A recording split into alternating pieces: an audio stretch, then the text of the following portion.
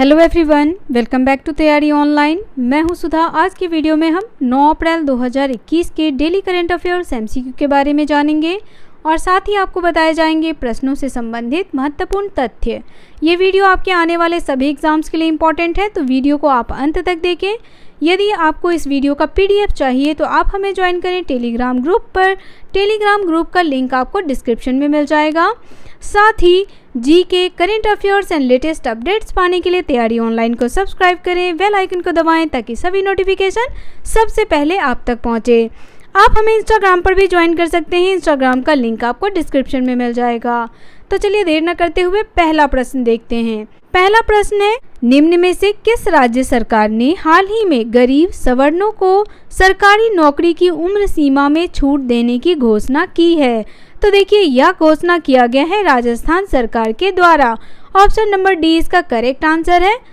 अब यहाँ देखिए, राजस्थान सरकार ने हाल ही में EWS यानी आर्थिक रूप से कमजोर वर्ग के युवाओं को सरकारी नौकरी की उम्र सीमा में 5 से 10 साल देने की घोषणा की है, जिसके तहत पुरुष अभ्यर्थियों को आरक्षित वर्गों के समान अधिकतम आयु सीमा में 5 साल और महिला अभ्यर्थियों को 10 साल की छूट मिलेगी।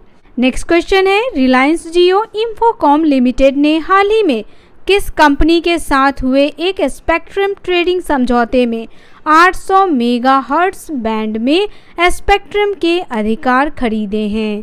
तो देखिए, यह अधिकार खरीदा गया है भारतीय एयरटेल लिमिटेड के द्वारा। इम्पोर्टेंट फैक्ट्स देखिए, रिलायंस जियो इंफोकॉम लिमिटेड ने हाल ही में भारतीय एयरटेल लिमिटेड के साथ एक स्पेक्ट्रम ट्रेडिंग समझौते में आंध्र प्रदेश, दिल्ली, मुंबई के 800 मेगाहर्ट्ज बैंड में स्पेक्ट्रम के अधिकार खरीदे हैं और इन 3 सर्कल्स में रिलायंस जियो के पास कुल 7.5 मेगाहर्ट्ज अतिरिक्त स्पेक्ट्रम उपलब्ध होगा। नेक्स्ट क्वेश्चन है, Manohar Parrikar brilliant mind simple life पुस्तक के लेखक कौन है? तो देखिए, इस पुस्तक के लेखक हैं Nitin Gokhale. Option number A इसका करेक्ट आंसर है। इम्पोर्टेंट फैक्ट्स देखिए, तो नितिन गोखले ने इस पुस्तक को लिखा है। उन्होंने इस पुस्तक के माध्यम से पर्रिकर के राष्ट्र निर्माण और गोयन समाज के लिए उनकी सेवा की यात्रा एक IIT छात्र से एक सामाजिक कार्यकर्ता और भारत के रक्षा मंत्री के रूप में प्रस्तुत किया है। यह पुस्तक भारत के पूर्व रक्षा मंत्री और गोवा के 4 बार मुख्यमंत्री रहे पर्रिकर के लिए एक श्रद्धांजलि है। मनोहर पर्रिकर पहले IITian हैं जो मुख्यमंत्री बने। नेक्स्ट क्वेश्चन है, DRDO ने हाल ही में किस उद्योग को बढ़ावा देने के लिए निजी क्षेत्रों की कंपनियों को मिसाइल सिस्टम विकसित व उत्पादन करने की मंजूरी दे दी है? देखिए, यह मंजूरी दी गई है घरेलू रक्षा उद्योगों को। ऑप्शन नंबर सी इसका करेक्ट आंसर है। इम्पोर्टेंट फैक्ट्स देखिए, रक्षा अनुसंधान व विकास संगठन DRDO ने घरेलू रक्षा उद्योग को बढ़ावा देने के लिए निजी क्षेत्रों की कंपनियों को मिसाइल सिस्टम विकसित व उत्पादन करने की मंजूरी दे दी है। DRDO का यह प्रयोग मेक इन इंडिया परियोजना का एक हिस्सा है। चलिए DRDO के बारे में जान ले। तो DRDO की स्थापना 1958 में की गई। इसका हेडक्वार्टर है DRDO भवन, नई दिल्ली। DRDO के चेयरमैन हैं doctor G Satish Reddy. Next question, Jammu और कश्मीर में किस झील को संरक्षित आर्द्र भूमि घोषित किया गया? तो देखिए, संरक्षित आर्द्र भूमि घोषित किया गया है डल लेक, पूर्ण मंडल लेक और संसार लेक। ऑल ऑफ एबव, इन तीनों लेक को संरक्षित आर्द्र भूमि घोषित किया गया। नेक्स्ट क्वेश्चन है, 8 अप्रैल को विश्व भर में कौन सा दिवस मनाया जाता है? तो देखिए, 8 अप्रैल को मनाया जाता है अंतर्राष्ट्रीय रोमा दिवस। अब अंतर्राष्ट्रीय रोमा दिवस क्या है? तो देखिए, अंतर्राष्ट्रीय रोमा दिवस रोमानी संस्कृति का जश्न मनाने और रोमानी लोगों के सामने आने वाली मुद्दों के बारे में जागरूकता बढ़ाने के लिए यह दिवस मनाया जाता है। चलिए इससे रिलेटेड इम्पोर्टेंट फैक्ट्स देखें। तो यहाँ देखिए, वर्ष 1990 में पोलैंड में आयोजित चौथे विश्व रोमानी कांग्रेस के दौरान 8 अप्रैल को अंतर्राष्ट्रीय रोमा दिवस मनाने की घोषणा की गई थी। नेक्स्ट क्वेश्चन हमारा है what is India H2 alliance IH2A।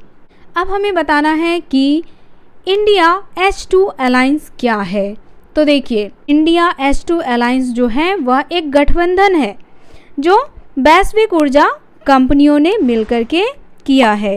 चलिए इससे रिलेटेड आपको इम्पोर्टेंट फैक्ट्स बताया जाए तो यहाँ देखिए, वैश्विक ऊर्जा कंपनियों ने मिलकर के इंडिया H2 अलायंस नामक एक नया गठबंधन बनाया है और इसको बनाने की पहल जो है वह रिलायंस इंडस्ट्री और चार्ट इंडस्ट्री द्वारा शुरू की गई है। इंडिया H2 अलायंस मुख्य रूप से हाइड्रोजन प्रौद्योगिकी के व्यवसायीकरण पर केंद्रित है।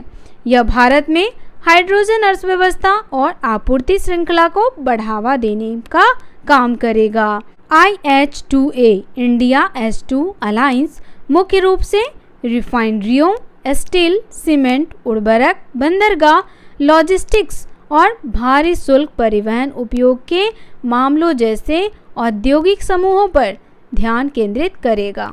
साथ ही दबाव और तरलीकृत रूप में हाइड्रोजन के भंडारण और परिवहन के लिए एक मानक बनाएगा। इसका मुख्य उद्देश्य है भारत में हाइड्रोजन अर्थव्यवस्था और आपूर्ति श्रृंखला का निर्माण करना, नीले और हरे हाइड्रोजन उत्पादन और भंडारण को विकसित करने में मदद करना, हाइड्रोजन उपयोग औद्योगिक क्लस्टर का निर्माण, हाइड्रोजन द्वारा संचालित ईंधन कोशिकाओं पर आधारित परिवहन को बढ़ावा देना। इसके प्रमुख कार्य क्या क्या होंगे? तो देखिए, इसके प्रमुख कार्य जो हैं वह इस प्रकार से हैं। राष्ट्रीय हाइड्रोजन नीति और रोड मैप 2021-30 को यह विकसित करेगा। साथ ही PPP मॉडल ने नेशनल H2 टास्क फोर्स और मिशन बनाना। तीसरा, national large H2 demonstration stage projects की पहचान करना। चौथा है नेशनल इंडिया H2 फंड्स का निर्माण करना। पांचवा है एक अच्छी हाइड्रोजन से जुड़ी क्षमता का निर्माण करना। इसमें उत्पादन, वितरण, भंडारण, औद्योगिकी उपयोग मामले, मानक और परिवहन उपयोग के मामले भी शामिल होंगे। नेक्स्ट क्वेश्चन है ट्रेड क्रेडिट बीमा पर क्या दिशा निर्देश जारी किए गए हैं?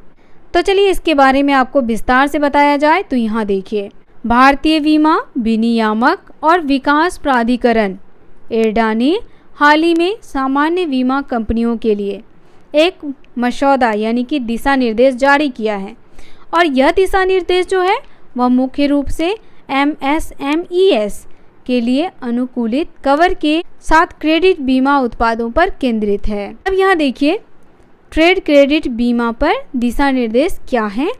तो यह जो दिशा निर्देश हैं वह सामान्य बीमाकर्ताओं को वित्तीय संस्थाओं को व्यापार बीमा कवर प्रदान करने में सक्षम करेंगे।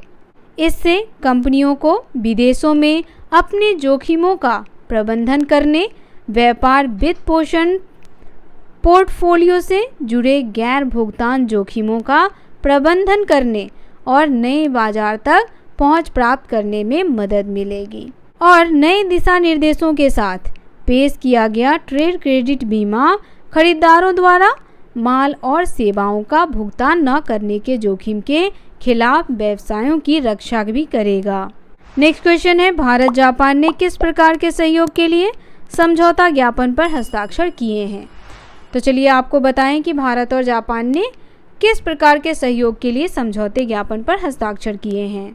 राष्ट्रीय वायुमंडलीय अनुसंधान प्रयोगशाला जापान के टोक्यो विश्वविद्यालय के अंतर्गत संचालित अनुसंधान संस्थान फॉर सस्टेनेबल ह्यूमैनोस्फीयर के बीच हस्ताक्षर किए हैं। अब देखिए इस समझौते का उद्देश्य क्या है। इसका उद्देश्य तो इसके कुछ मुख्य उद्देश्य हैं। इस MOU के अनुसार NARL और RISH प्रौद्योगिकी वायुमंडलीय विज्ञान सहयोगी वैज्ञानिक प्रयोगों और अन्य अध्ययन के क्षेत्रों में अपना सहयोग जारी रखेंगे। वे वैज्ञानिक सामग्री, सूचना, प्रकाशन, छात्रों, संकाय सदस्यों और शोधकर्ताओं का आदान प्रदान भी करेंगे। इस समझौता ज्ञापन में जापान में मध्य और उत्तरी वायुमंडल radar, mesosphere, astrosphere, troposphere radar, equatorial atmosphere radar जैसी सुविधाओं का उपयोग करने की अनुमति होगी इसमें। नेक्स्ट क्वेश्चन है, केंद्र सरकार ने इस वर्ष 14 अप्रैल को सार्वजनिक अवकाश की घोषणा की है, जिसमें निम्नलिखित में से किसकी जयंती है? तो देखिए, जयंती है डॉक्टर BR अम्बेडकर की।